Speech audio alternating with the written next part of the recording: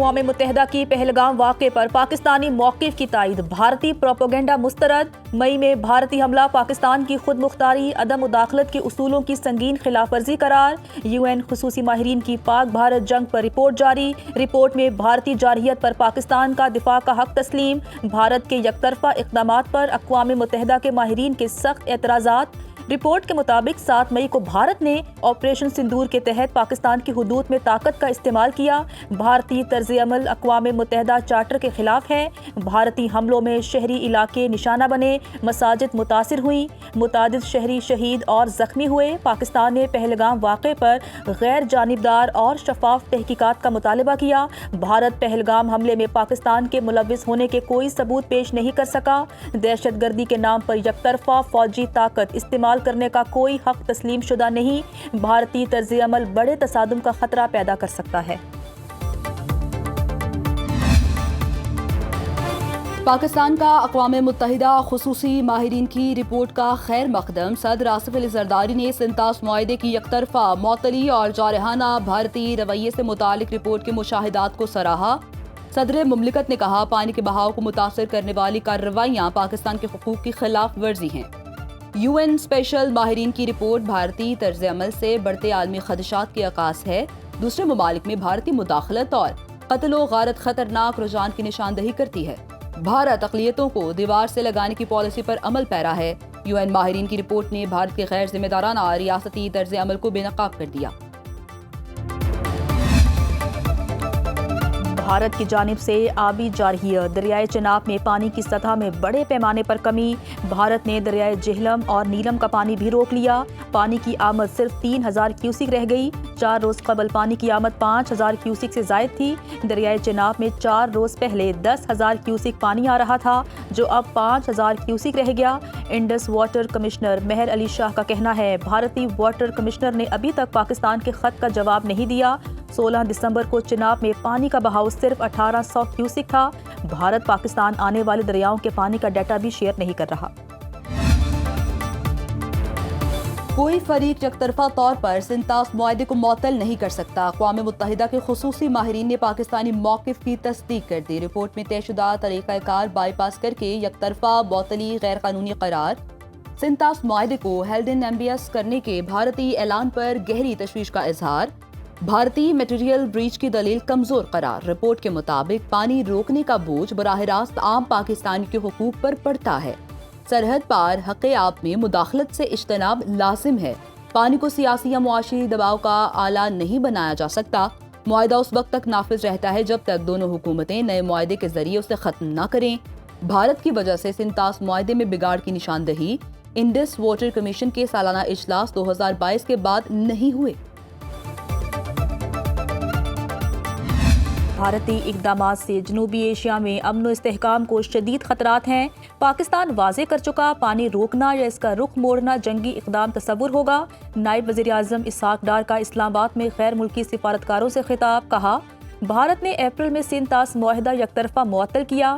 سنتاس معاہدے کی یک طرفہ معطلی نہیں ہو سکتی۔ بھارت نے پیش کی اطلاع دیے بغیر دریائے چناب میں پانی چھوڑا۔ بھارت کا حالیہ اقدام پانی کو بطور ہتھیار استعمال کرنے کی واضح مثال ہے۔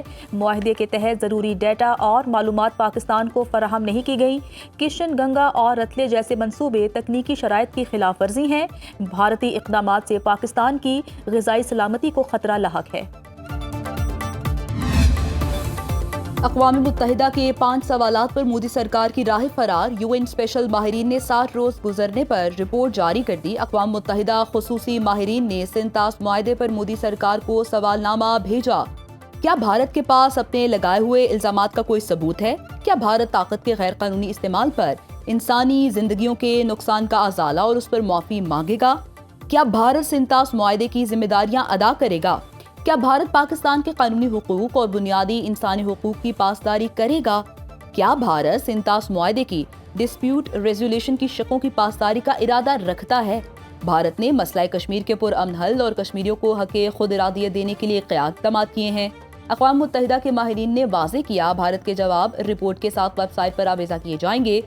انہیں رپورٹ کے ساتھ ہیومن رائٹس کونسل میں پیش کیا جائے گا۔ بھارت نے 5 میں سے کسی ایک سوال کا جواب بھی نہیں دیا۔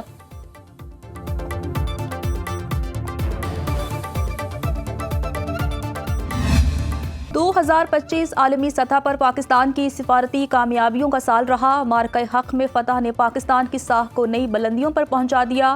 امریکہ نے کھل کر پاکستان کی جنگی برتری اور صلاحیتوں کا اعتراف کیا۔ صدر ٹرمپ نے بار بار بھارت کے ساتھ جنگی جہاز گرانے کا تذکرہ کیا۔ امریکی صدر نے وزیر اعظم شہباز شریف کی تعریف کی۔ ٹرمپ نے فیلڈ مارشل سید عاصم منیر کو پسندیدہ شخصیت قرار دیا۔ پاکستانی پائلٹس کے ساتھ چینی ساختہ جنگی طیاروں اور چینی ٹیکنالوجی کا بھی دنیا میں خوب ڈنکا بجا۔ سعودی عرب کے ساتھ تاریخی اسٹریٹجک دفاعی معاہدہ طے پایا۔ ترکی، آذربائیجان اور ایران کے ساتھ تعلقات نئی بلندیوں پر پہنچے۔ پاکستان اقوام متحدہ سلامتی کونسل کا رکن رہا۔ UN انسانی حقوق کمیٹی کی سربراہی بھی سنبھالی۔ وزیر اعظم اور فیلڈ مارشل نے تمام عالمی فورمز پر مسئلہ کشمیر اور فلسطین کو اجاگر کیا۔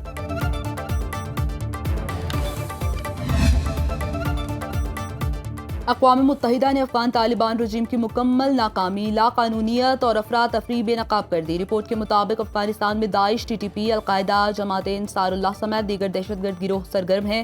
TTP نے افغان سرزمین سے پاکستان کے خلاف متعدد حملے کیے۔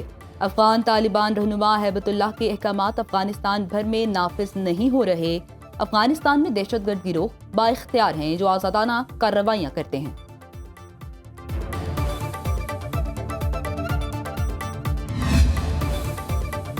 9 مئی GOR گیٹ پر توڑ پھوڑ کے مقدمے میں ڈاکٹر یاسمین راشد، عمر سرفراز چیمہ، اعجاز چودھری، میاں محمود رشید کو 10 سال قید سزا کا حکم۔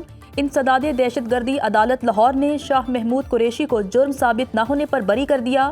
یاسمین راشد سمیت 25 ملزمان کے خلاف چالان پیش، 21 کا ٹرائل مکمل کیا گیا۔ 12 ملزمان رہا، 8 کو سزا سنا دی، 4 ملزمان کو اشتہاری قرار دے دیا۔ ATC کے جج منظر علی گل نے کوٹ لکھپت جیل میں محفوظ فیصلہ سنایا۔ پروسیکیوشن نے 56 گواہوں کی بیانات پر جرح مکمل کی۔ شہزاد اکبر کی حوالگی کے لیے پاکستان کی دستاویزات برطانوی حکومت کو موصول۔ ذرائع کے مطابق دستاویزات میں شہزاد اکبر کے خلاف مقدمات اور عدالتی کارروائی کی تفصیلات ہیں۔ شہزاد اکبر کے خلاف اسلام آباد میں 3 مقدمات کا ذکر، 2 مقدمات تھانہ سیکریٹریٹ اور 1 تھانہ کوہسار میں درج ہے۔ NCCIA، FIA اور نیب کیسز کی تفصیلات بھی فراہم۔ مقامی عدالت سے اشتہاری قرار دیے جانے اور سزا یافتہ ہونے کی تفصیلات بھی شامل۔ وفاقی حکومت نے برطانیہ سے کیس ٹو کیس معاملہ اٹھایا ہے۔ قومی اسمبلی کی قائمہ کمیٹی برائے مواصلات کے اجلاس میں وزیر مواصلات اور سینیٹر پلوشہ خان کے درمیان تلخ کلامی، دونوں نے ایک دوسرے پر ذاتی نوعیت کے الزامات لگائے۔ علیم خان نے کہا، دنیا جہاں کے بے ایمان یہاں اکٹھے ہو گئے ہیں، آپ کے کرتوت سب کے سامنے رکھوں، مجھ سے ایسے بات کرنے کی جرت کیسے ہوئی؟ سینٹ میں مجھ پر ہاؤسنگ سوسائٹی کو فائدہ پہنچانے کا الزام لگایا گیا، اس سوال کو اپنی ذاتی تذلیل سمجھتا ہوں۔ سینیٹر پلوشہ خان کہنے لگیں، سوال کرنا الزام لگانا نہیں ہوتا، آپ اس سوال کو اتنا ذاتی نوعیت کا کیوں سمجھ رہے ہیں؟ سوال کرنے پر آپ سیکھ پا ہیں کیونکہ آپ قصوروار ہیں۔ پلوشہ کا علیم خان کے خلاف سخت ایکشن کا مطالبہ۔